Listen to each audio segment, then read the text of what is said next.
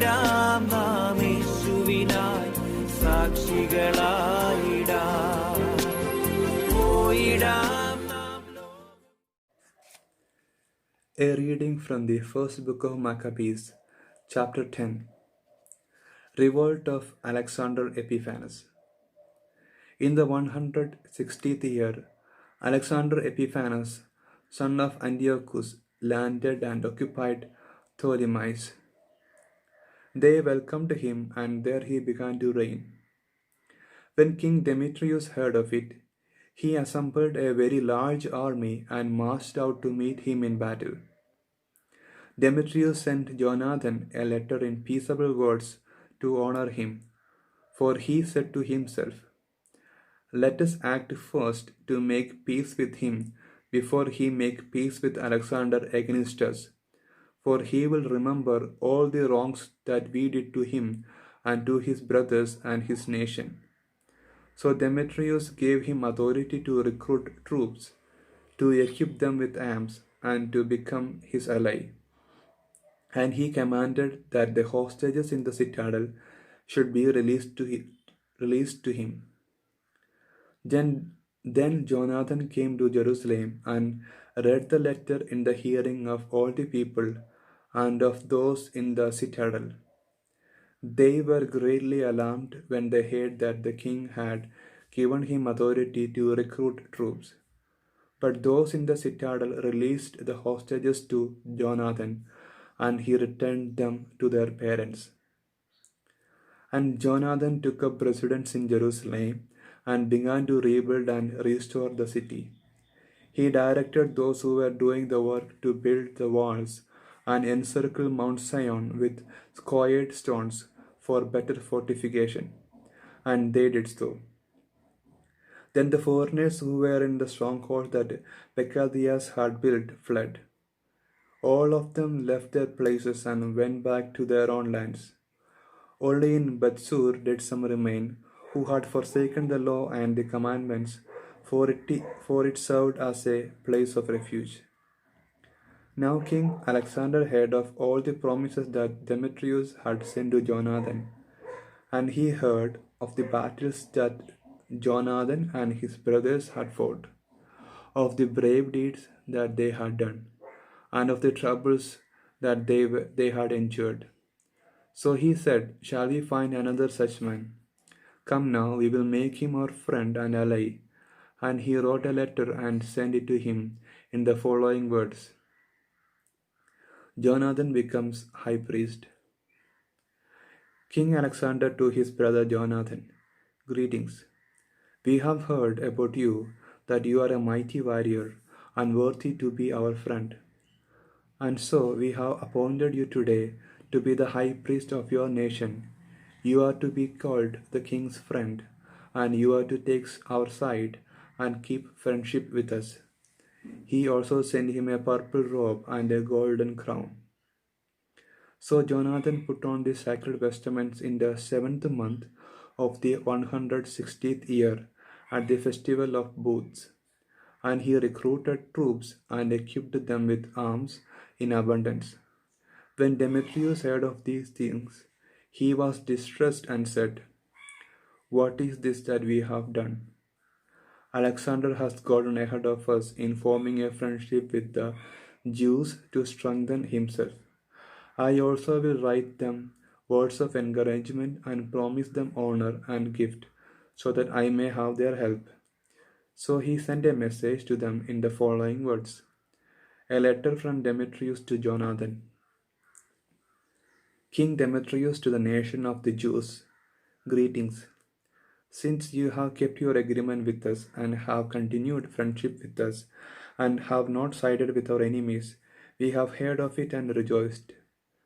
Now continue still to keep faith with us, and we will repay you with good for what you do for us. We will grant you many immunities and give you gifts. I now free you and exempt all the Jews from payment of tribute and salt tax on crown levies, and instead of collecting the third of the grain and the half of the fruit of the trees that I should receive, I release them from this day and henceforth. I will not collect them from the land of Judah or from the three districts added to it from Samaria and Galilee, from this day and for all time. Jerusalem and its environs, its sites and its revenues shall be holy and free from tax. I release also my control of the citadel in Jerusalem, give it to the high priest, so that he may station in it men of his own choice to guard it. And every one of the Jews taken as a captive from the land of Judah into any part of my kingdom, I set free without payment, and let all officials cancel also the taxes on their livestock. All the festivals and Sabbaths and new moons and appointed days, and the 3 days before a festival and three after a festival, let them all be days of immunity and release for all the Jews who are in my kingdom. No one shall have authority to exact anything from them or annoy any of them about any matter. Let Jews be enrolled in the king's forces to the number of 30,000 men, and let the maintenance be given them that is due to all the forces of the king. Let some of them be stationed in the great stronghold of the king, and let some of them be put in positions of trust in the kingdom. Let their officers and leaders be of their own number, and let them live by their own laws, just as the king has commanded in the land of Judah. As for the three districts that have been added to Judea from the country of Samaria, let them be annexed to Judah, so that they may be considered to be under one ruler and obey no other authority than the high priest. Ptolemais and the land adjoining it I have given as a gift to the sanctuary in Jerusalem to meet the necessary expenses of the sanctuary. I also grant 15,000 shekels of silver yearly out of the king's revenue from appropriate places, and all the additional funds that the government officials have not paid as they did in the first years, they shall give from now on for the service of the temple. Moreover, the 5,000 shekels of silver that my officials have received every year from the income of the services of the temple, this too is cancelled, because it belongs to the priest who minister there. All who take refuge at the temple in Jerusalem or in any of its precincts, because they owe money to the king or are in debt, let them be released and receive back all their property in my kingdom. Let the cost of rebuilding and restoring the structures of the sanctuary be paid from the revenues of the king. And let the cost of rebuilding the walls of Jerusalem and fortifying it all around, and the cost of rebuilding the walls in Judea also be paid from the revenues of the king. Death of Demetrius.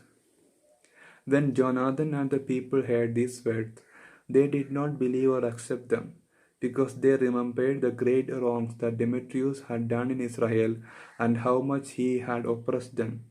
They favored Alexander, because he had been the first to speak peaceable words to them, and they remained his allies all his days. Now King Alexander assembled large forces and encamped opposite Demetrius. The two kings met in battle, and the army of Demetrius fled, and Alexander pursued him and defeated them. He pressed the battle strongly until the sunset, and on that day Demetrius fell. Treaty of Ptolemy and Alexander. Then Alexander sent ambassadors to Ptolemy, king of Egypt, with the following message: Since I have returned to my kingdom and have taken my seat on the throne of my ancestors and established my rule, for I crushed Demetrius and gained control of our country. I met him in battle, and he and his army were crushed by us, and we have taken our seat on the throne of his kingdom. Now, therefore, let us establish friendship with one another. Give me now your daughter as my wife, and I will become your son in law, and will make gift to you and to her in keeping with your position. Ptolemy the king replied and said, Happy was the day on which you returned to the land of your ancestors and took your seat on the throne of their kingdom. And now I will do for you as you wrote. But meet me at Ptolemais so that we may see one another, and I will become your father in law, as you have said. So Ptolemy set out from Egypt, he and his daughter Cleopatra, and came to Ptolemais in the 162nd year. King Alexander met him, and Ptolemy gave him his daughter Cleopatra in marriage, and celebrated her wedding at Ptolemais with great pomp, as kings do. Then King Alexander wrote to Jonathan to come and meet him. So he went up with pomp to Ptolemais and met the two kings. He gave them and their friends silver and gold and many gifts and found favor with them. A group of malcontents from Israel, renegades, gathered together against him to accuse him. But the king paid no attention to them. The king gave orders to take off Jonathan's garments and to clothe him in purple, and they did so. The king also seated him at his side, and he said to his officers, Go out with him into the middle of the city and proclaim that no one is to bring charges against him about any matter, and let no one annoy him for any reason. When his accusers saw the honor that was paid him in accord with the proclamation, and saw him clothed in purple, they all fled. Thus the king honored him and enrolled him among the chief friends, and made him general and governor of the province. And Jonathan returned to Jerusalem in peace and gladness. Apollonius is defeated by Jonathan. In the 165th year, Demetrius, son of Demetrius, came from Crete to the land of his ancestors. When King Alexander heard of it, he was greatly distressed and returned to Antioch. And Demetrius appointed Apollonius the governor of Cleosyria, and he assembled a large force and encamped against Jamnia. Then he sent the following message to the high priest Jonathan. You are the only one to rise up against us, and I have fallen into ridicule and disgrace because of you. Why do you assume authority against us in the hill country? If you now have confidence in your forces, come down to the plain to meet us, and let us match strength with each other there. For I have with me the power of the cities. Ask and learn who I am and who the others are that are helping us. People will tell you that you cannot stand before us, for your ancestors were twice put to flight in their own land. And now you will not be able to withstand my cavalry and such an army in the plain, where there is no stone or pebble or place to flee. When Jonathan heard the words of Apollonius, his spirit was aroused. He chose 10,000 men and set out from Jerusalem, and his brother Simon met him to help him. He encamped before Joppa, but the people of the city closed its gates, for Apollonius had a garrison in Joppa.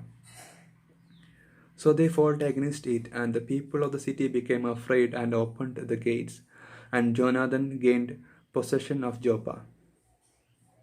When Apollonius heard of it, he mustered 3,000 cavalry and a large army, and went to Azotus as though he were going further. At the same time, he advanced into the plain, for he had a large troop of cavalry and put confidence in it. Jonathan pursued him to Azotus, and the armies engaged in battle. Now Apollonius had secretly left 1,000 cavalry behind him. Jonathan learned that there was an ambush behind him, for they surrounded his army and shot arrows at his men from early morning until late afternoon.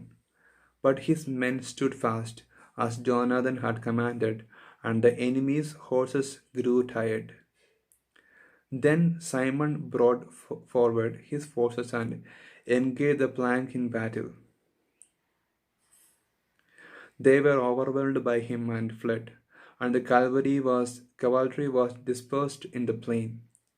They fled to Azotus and entered Beth Dagon, the temple of their idols, for safety. But Jonathan burned Azotus and the surrounding towns and plundered them, and the temple of Dagon, and those who had taken refuge in it, he burned with fire. The number of those who fell by the sword with those burned alive came to 8,000. Then Jonathan left there and encamped against Ascalon, and the people of the city came out to meet him with great pomp. He and those with him then returned to Jerusalem with a large amount of booty.